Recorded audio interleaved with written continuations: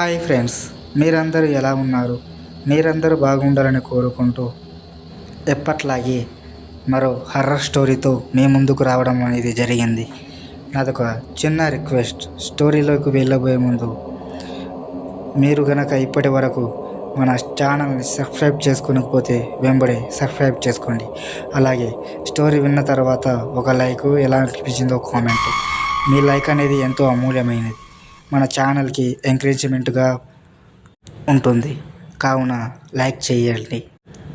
ఇక స్టోరీలోకి వెళ్దాం.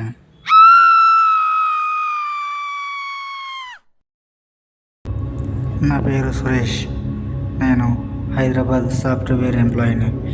ఒక ప్రైవేట్ కంపెనీలో జాబ్ చేస్తున్నాను. నాకు నెలకు 55,000 జీతం. నా జీవితంలో జరిగిన ఒక భయంకరమైన సంఘటన మీ దగ్గర షేర్ చేసుకోబోతున్నాను. ఇది జరిగి సుమారు 3 సంవత్సరాలు దాటింటుంది. అప్పుడు 2022 ఇయర్. కోవిడ్ బారి నుండి అందరూ ప్రాణాలు కాపాడుకొని సంతోషంగా బతుకుతున్న రోజులు. అప్పుడు సంక్రాంతి పండుగకని ఊరికి వెళ్దామని మా మేనేజర్ దగ్గర లీవ్ అడిగి ఊరికి బయలుదేరాను. బయలుదేరే ముందు అమ్మ వాళ్ళకి కాల్ చేద్దామని నాన్నకు కాల్ చేశాను. నాన్న, నేను ఊరికి వస్తున్నాను పండగకి అని చెప్పాను.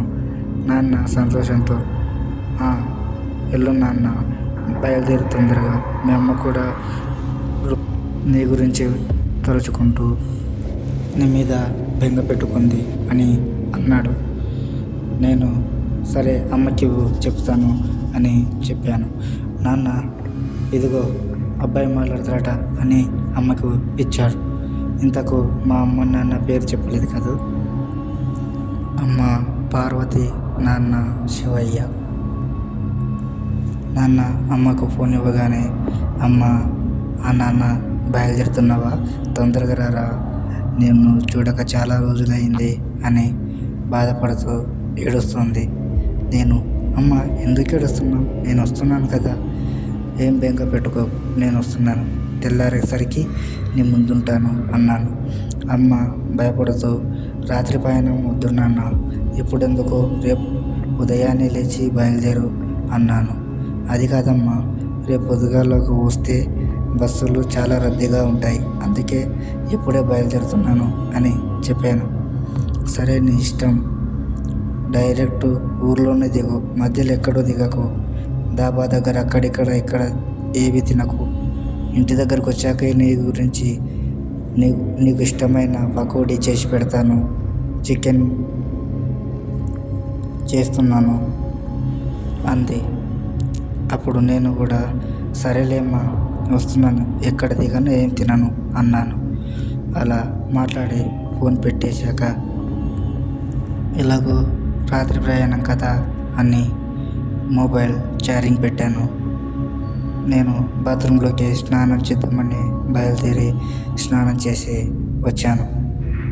వచ్చేసరికి ఇల్లంతా గందరగోళంగా ఉంది. ఏమైందని కిచెన్ వైపు చూడగా 2 పిల్లులు గొడవ పడుతూ ఉన్నవి. నేను వాటిని తోలగొట్టి ఇల్లంతా శుభ్రం చేసుకున్నాను. అలా రెడీ అయ్యి నేను బస్ స్టాండ్కి వెళ్ళగా అక్కడ మా ఫ్రెండ్స్ కలిశారు. రే మామ, ఎక్కడికి వెళ్ళరా అని అడిగారు. ఊరికి వెళ్తున్నాను రా, సెలవు కదా, పండుగకు సెలవు తీసుకొని వెళ్తున్నాను అని చెప్పాను. అలాగా, మరి నాకు చెప్పలేదే, మాతో పాటు నీకు కూడా బుక్ చేసేవాగా టికెట్స్ అని చెప్పారు. పర్లేదు, మీరు వెళ్ళండి, నేను వస్తాను బస్సులోనే అని చెప్పాను. వాళ్ళు బయలుదేరారు. నైట్ 8:30 అవుతుంది.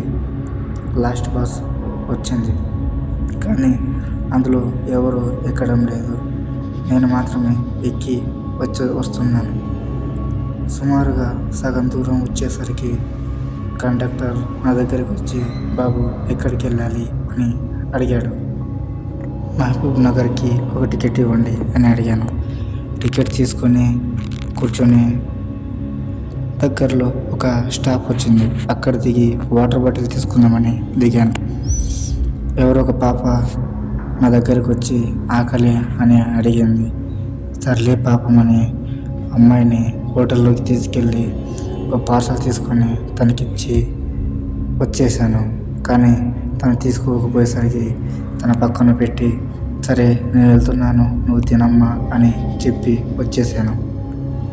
నాకు కూడా కొంచెం ఆకలిగా అనిపించి పక్కనున్న హోటల్లోకి వెళ్ళి ఓ దోశ 2 ఇడ్లీ తిని వచ్చి మళ్ళీ బస్సులో కూర్చున్నాను. ఇప్పటికీ బస్సులో ఎవరు లేరు. నేను, కండక్టర్, డ్రైవర్. నేను వెనకాల కూర్చునేందుకు నాకు కొంచెం భయంగా అనిపించి ముందుకెళ్ళి కండక్టర్ పక్క సీట్లో కూర్చున్నాను. ఆయన నా వైపు చూసి నవ్వాడు. దారిలో రోడ్డుకు అడ్డంగా ఒక మహిళ నిల్చొని ఉంది. బస్సుకు చేయి చూపి ఆపమని అడిగింది. డ్రైవర్ బస్సు ఆపాడు. అమ్మాయి చంకలో పాప కూడా ఉంది.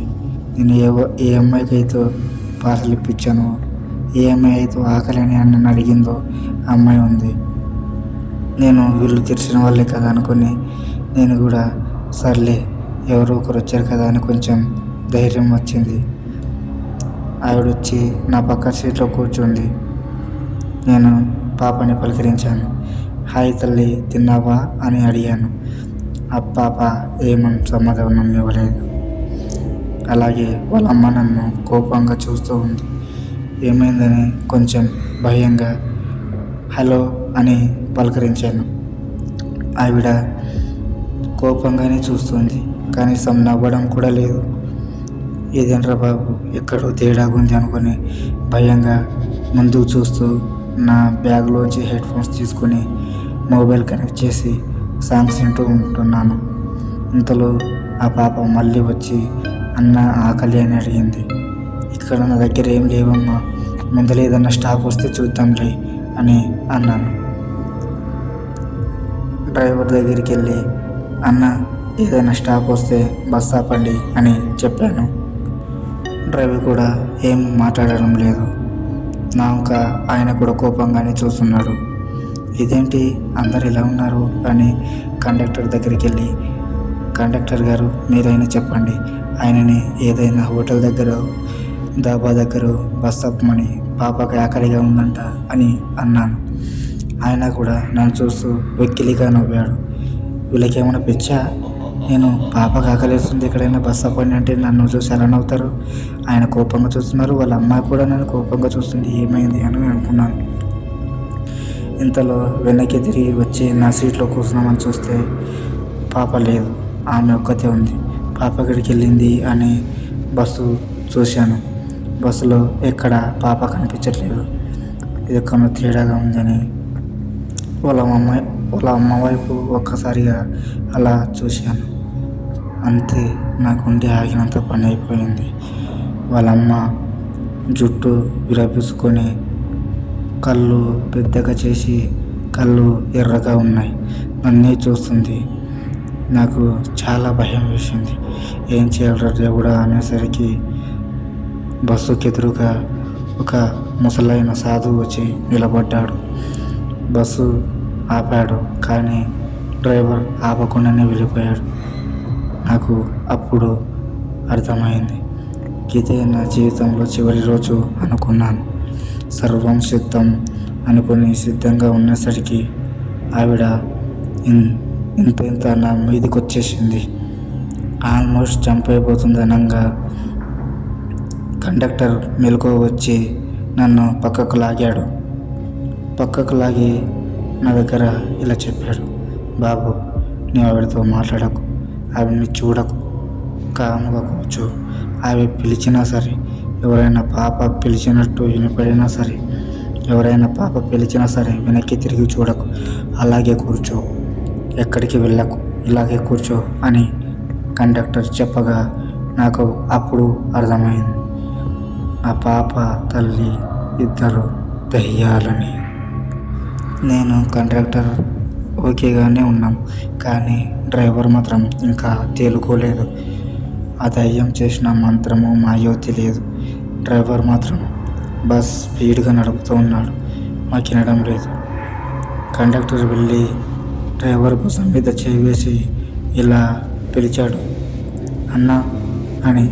అప్పుడు డ్రైవర్ తేలుకొని బస్ స్లోగా చేసి, ఏమైంది తమ్ముడు అన్నాడు. ఏం లేదు, వెళ్ళి డాబా దగ్గర బస్ ఆపు అని అన్నాడు. డ్రైవర్ కండక్టర్ చెప్పినట్టుగానే దగ్గరలో ఉన్న డాబా దగ్గర బస్ ఆపాడు. దారిలో కనిపించిన సాధువు మళ్ళీ కనిపించారు. నేను ఇదేంటి, ఈయన కూడా దయ్యమా అని అపోహపడ్డాను. ఆయన దగ్గరికి వెళ్ళి నమస్కరించాను. ఆపద నుంచి తప్పుకున్నావా అని అడిగాడు. ఆయన అన్న మాటలకు నేను ఆశ్చర్యపోయి, మీకెలా తెలుసు అన్నాను.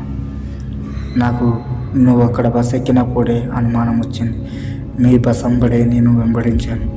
నా బండి మీద వస్తున్నాను, కానీ నువ్వు ఎవరితోనో గాలిలో మాట్లాడుతున్నావు. నాకు అప్పుడే అనిపించింది నిన్ను తను మాయలో వేసుకోవడానికి ప్రయత్నిస్తుంది అని. ఇంతకీ వాళ్ళెవరు అని అడిగాను. అప్పుడు ఆ సాధువు చెప్పాడు, ఆ మహిళ పేరు రాజీ. తన భర్త తాగుబోతూ రోజు వచ్చి తనను తాగి హింసించేవాడు, కొట్టేవాడు. తను కూలినాలి చేసుకొని డబ్బులతో పిల్లకు పాలు, ఆహారం, అన్నం లాంటిది పెట్టేది. కానీ రాజీ భర్త అది కూడా లాక్కొని తిని తాగేవాడు. ఇదంతా చూస్తూ తన కూతురు తన తండ్రిని కొట్టినందుకు రాజీ భర్త రాజుని చంపేసి పాపని బావిలో పడేశాడు. అవి రెండు కూడా ఈ రోడ్డు పక్కనే ఉన్నాయి. అప్పటి నుంచి దారిలో వచ్చిన వాళ్ళకి ఆ పాప కనిపిస్తూ అన్న ఆకలి అని అడుగుతుంది. వెంబడి తల్లి కూతురు ఇద్దరు ప్రత్యక్షమై వాళ్ళ నుండి భయపడుతుంటారు అని చెప్పగా నాకు కొంచెం కళ్ళల్లో నీళ్లు తిరిగాయి. వాళ్ళ దయ్యాలైనందు కాదు, పసి పిల్లని కూడా చూడకుండా వాళ్ళ నాన్న చంపేశాడే అని అలా పాప అడిగినప్పుడు ఆ పాప ఇప్పటికీ నా కళ్ళల్లో మెలుతూ ఉంది. కానీ బస్సులో జరిగిన సంఘటన గుర్తుకు వస్తే మాత్రం నాకు ఇప్పటికీ కాళ్ళు చేతులు ఆడవు. అంత భయంకరమైన సంఘటన. ఆవిడ అంత భయంకరంగా కనిపించింది. అప్పటి నుండి ఒంటరి ప్రయాణం, అది రాత్రి ప్రయాణం అస్సలు చేయను. ఇప్పటికీ కొంతమంది అంటుంటారు కదా, లాంగ్ డ్రైవ్ అది ఇదని. వెళ్ళొద్దు.